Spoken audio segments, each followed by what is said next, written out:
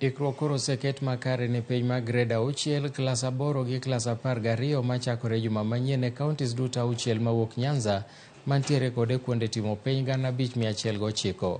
Regional Commissioner ma Nyanza Flora Moroa owacho ni arita kwe oseiki makare kendo golo siem ne ng'ata ng'ata man kod paro mar kwalo penjgo, kowacho ni obiro neno makolwer.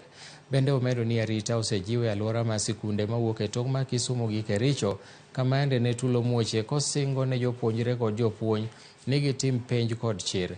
Kwan jopuonjre madhi timo penj ma KPSEA e kauntis duto 6 ma Nyanza gin 201 kod jopuonjre 2. Mago madhi timo penj ma KCPE gin 227, 637, ka klas 12 gin 151, 783. We have organized for adequate security for all our examination centers.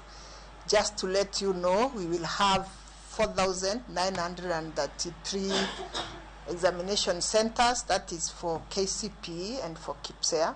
And for the KCSE, we have 1761 centers as well. I also want to warn against any attempts to have malpractices in our examination centers.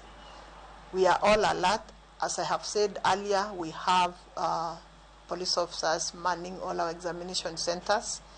Therefore, if we could be having anyone or any group of people who intend to cheat in the coming examination, I want them to be warned in advance.